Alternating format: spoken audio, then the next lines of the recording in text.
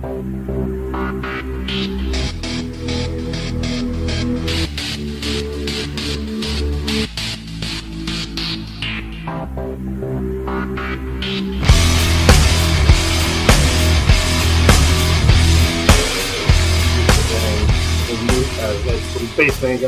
le podcast de la province de Québec.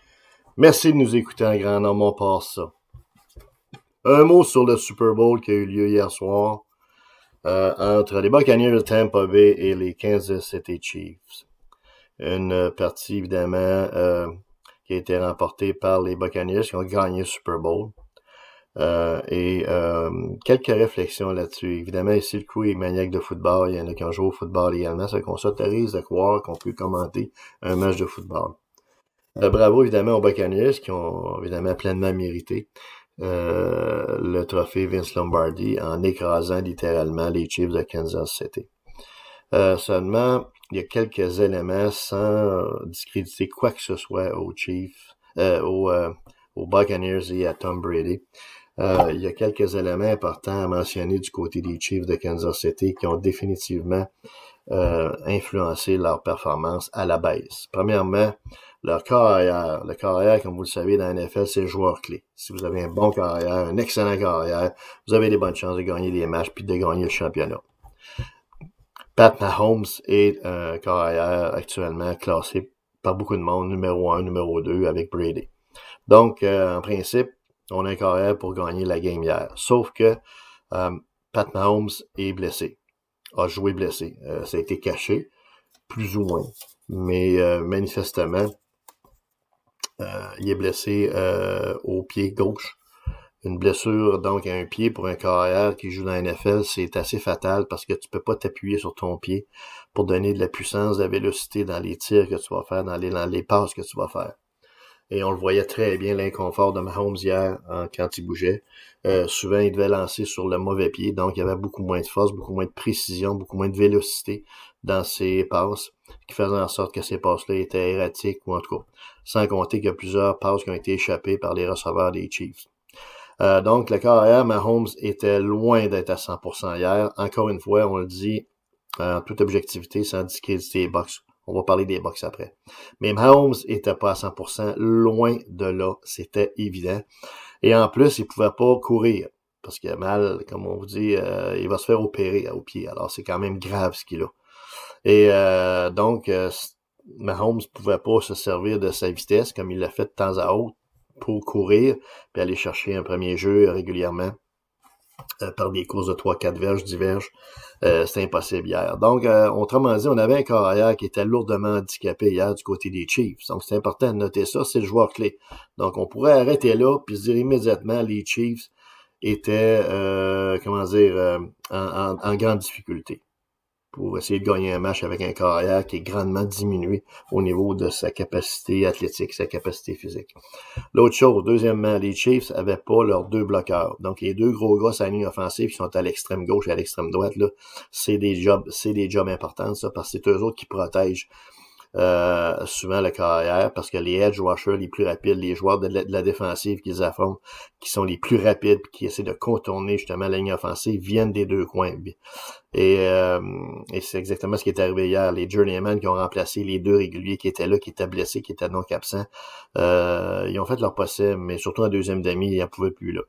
Donc, ça a eu comme conséquence qu'en plus de ça, le carrière s'est fait rusher, s'est fait saquer, comme on dit, s'est fait rabattre au sol à quelques reprises. Lorsqu'il se faisait pas rabattre au sol, il y avait énormément de pression sur lui. Il y avait un gars de 310 livres qui s'en venait d'en face, fait qu'il tirait le ballon rapidement vers les receveurs, donc de façon plus imprécise, ou encore il s'en débarrassait. Autrement dit, la ligne défensive des Buccaneers de Tampa Bay a complètement dominé dans les tranchées, la ligne offensive des Chiefs de Kansas City. Et tous les experts vont vous dire que c'est là qu'une game se gagne ou se perd. C'est dans les tranchées, entre les deux grosses lignes, la ligne défensive et la ligne offensive des clubs de football.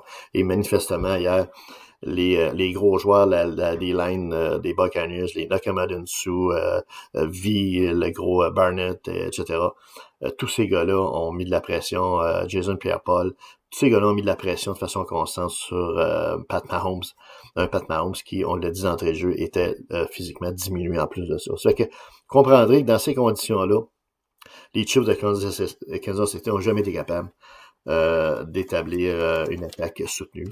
En plus, on peut dire que les choix de jeu du coordonnateur offensif Eric Bieniemy et de l'entraîneur-chef Andy Reid étaient discutables. C'était discutable à plusieurs égards. Ils n'ont jamais été capables d'établir une attaque au sol. Ils n'ont jamais eu une attaque aussi verticale avec Tyreek Hill, avec leur meilleur joueur, une attaque aérienne qui était soutenue non plus. Parce que la défensive des Bucs mettait toujours 2 joueurs en arrière complètement pour essayer de contrer les longues passes, puis d'empêcher, dans le fond, Tyreek Hill puis les rapides receveurs des Chiefs de Kansas City de faire des longs gains, puis de faire ultimement de rentrer dans la zone début pour faire un toucher.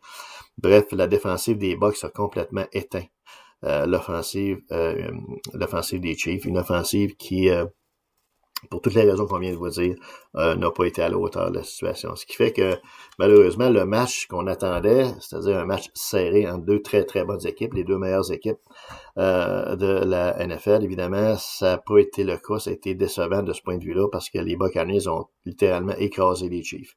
Maintenant, du côté des Buccaneers, donnons-leur crédit. Tom Brady a bien joué, pas d'interception. Il a fait 3 touchés par la passe, 2 à Gronk. Très, très calme, comme toujours, poise, des passes qui sont rapides encore. Il a 43 ans, mais il tire encore avec beaucoup de puissance le ballon, avec une précision surprenante, notamment sur les longues passes verticales. Brady a été protégé par sa ligne offensive de façon exemplaire, donc il n'y a pas eu, à part une coupe de coups là, à quelques reprises, il n'y a pas eu, dans le fond, à courir ou à tout cas à précipiter ses passes pour être capable de se sauver d'un blitz ou quelque chose comme ça. Ça a vraiment été super du côté de la ligne offensive. De côté de la ligne offensive des Bucs, les gros 66 dans le milieu, le joueur de centre est probablement le meilleur joueur de centre de la ligne, etc. Les receveurs de passe également des Buccaneers ont été là quand c'était le temps. Antonio Brown a eu touché. Les 2 autres touchés, c'est Ron Gronkowski, comme on vous l'a dit. Les gars ont joué à la hauteur de leur talent. Mike Evans également, l'autre receveur. Donc, globalement, les choix de jeu ont été beaucoup plus intelligents du côté des Bucs que du côté des Chiefs. Alors, donc, la stratégie est au rendez-vous. Le carrière est en shape. La ligne offensive est en top shape. Les receveurs ont bien joué, bien performé. Les coureurs également. On a gagné 158 verges au sol entre Leonard Fournette et Rick Jones, les 2 running backs. Fournette, le running back, a compté également un touché. Le 4e touché qui a vraiment assommé les Chiefs de Kansas City, qui a fait en sorte que le pointage est devenu 28-9 pour les Buccaneers. Et à ce moment-là, la partie était terminée, puis les Buccaneers de Tampa Bay venaient de gagner le Super Bowl. La stratégie comme on l'a dit, offensive également était excellente. Ce qu'on veut mentionner en terminant concernant les Buccaneers de Tampa Bay, c'est que même si les Chiefs avaient été en santé, la partie aurait été serrée, puis aurait été possiblement gagnée également par les Buccaneers de Tampa Bay. Pourquoi? Parce que l'entraîneur défensif Todd Bowles des Buccaneers de Tampa Bay avait préparé des schemes défensifs, une stratégie défensive absolument remarquable. Il a complètement éteint les playmakers des Chiefs. Anyway, c'est sûr que ça aurait été plus serré si Mahomes avait été en santé, mais anyway, les Buccaneers avaient vraiment un plan de match défensif extraordinaire et offensivement également, leur coordonnateur offensif, c'est Byron Leftwich. Également avait un plan de match qui était impeccable. Donc, les 2 coordonnateurs défensifs, Todd Bowles et offensif Byron Leftwich, chapeau. OK? Le joueur du match hier, ça n'aurait pas dû être Tom Brady. Parce que Tom Brady a connu un bon match, OK? Pas d'interception, 3 passes de toucher, il a pas fait d'erreur, il a bien dirigé, ce qu'on appelle le game management. Il a très, très bien fait ça. Mais le joueur du match, ça aurait dû être la défensive des Buccaneers qui, elle, a complètement éteint, complètement détruit, massacré les Chiefs de Kansas City. En terminant, les Chiefs de Kansas City avaient malheureusement une distraction qui était le crash d'auto, l'accident grave d'auto que un de leurs entraîneurs, qui est le fils de l'entraîneur en chef, donc qui s'appelle Andy Reid. Son fils Britt Reid avait eu un accident mercredi dernier avec des gens gravement blessés, tout ça. Et malheureusement, c'est une distraction dont les Chiefs auraient pu se passer. Ça n'a pas été déterminant dans l'issue du match, mais tout de même, on peut se passer de ça. En terminant, bravo aux Buccaneers de Tampa Bay qui ont amplement mérité de gagner le Super Bowl en écrasant les Chiefs de Kansas City. L'an prochain, avec le rang du gouvernement Tardy et leur ligne offensive régulière, les Chiefs vont avoir la chance de se reprendre.